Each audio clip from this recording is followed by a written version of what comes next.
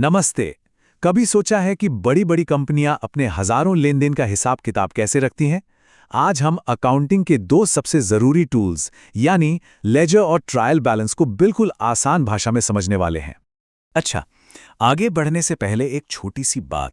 अगर आपको हमारे ये विश्लेषण काम के लगते हैं तो चैनल को सब्सक्राइब जरूर करें। इससे हमें आपके लिए ऐसा ही और कंटेंट बनाने की प्रेरणा मिलती है। तो चलिए इस सवाल से शुरू करते हैं। आखिर एक बिजनेस रोज होने वाले इतने सारे सेल्स, खर्चे और लेन देन को एक साफ सुथरी फाइनेंशियल समरी में कैसे बदलता है? यही वो पहेली है जिसे अकाउंटिंग सुलझाती है।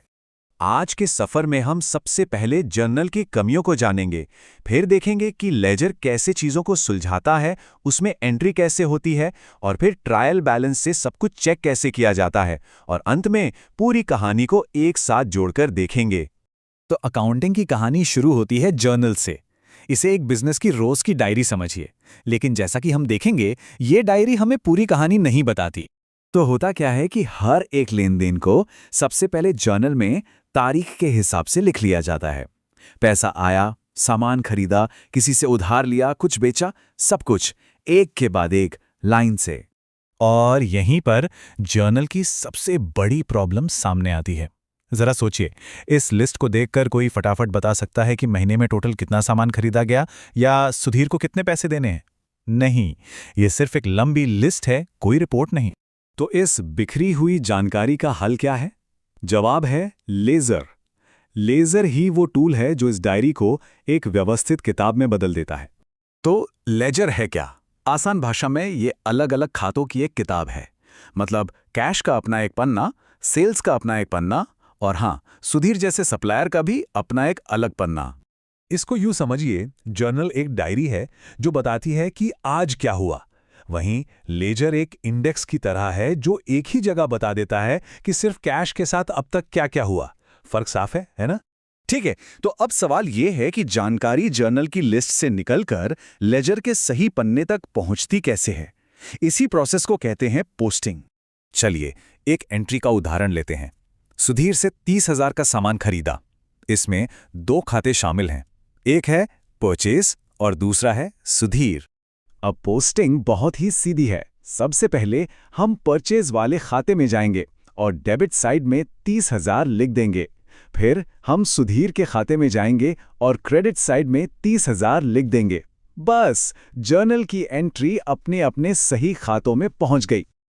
बहुत बढ़िया। तो अब हमारे पास हर चीज के लिए अलग अलग लेजर खाते हैं।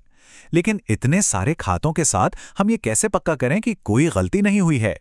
यहीं पर एंट्री होती है हमारे अगले हीरो की, ट्रायल बैलेंस। ट्रायल बैलेंस एक तरह की मास्टर समरी है। ये हर लेजर खाते का आखिरी बैलेंस उठाकर एक ही जगह पे ले आता है, बस ये चेक करने के लिए कि सारे डेबिट और सारे क्रेडिट बराबर हैं या नहीं। और ये देखिए, कैश का बैलेंस डेबिट कॉलम में, कैपिटल का क्रेडिट में। इसी तरह एक एक करके हर खाते का आखिरी बैलेंस एक ही जगह पर आ गया।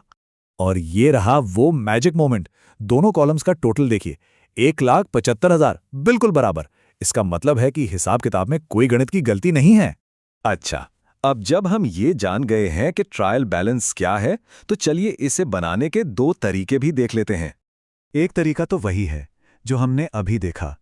पहले सारे लेजर खाते बनाओ, उनका बैलेंस निकालो और फिर ट्रायल बैलेंस तैयार करो। लेकिन दूसरा एक शॉर्टकट है जो तब काम आता है जब हमारे पास पहले से ही सभी खातों के आखिरी बैलेंस मौजूद हों। और इस शॉर्टकट के लिए ये क्लियर का नियम एक जादू की तरह काम करता है। CLEAR।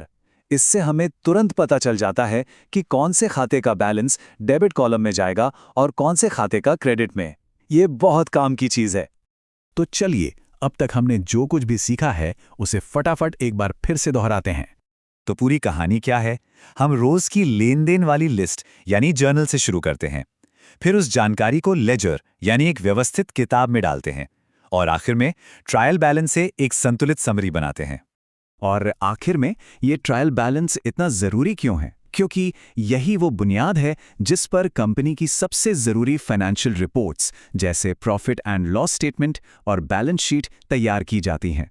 लेकिन जाते जाते एक सवाल, हमारा ट्रायल बैलेंस तो मैच हो गया, जिसका मतलब है कि गणित सही है।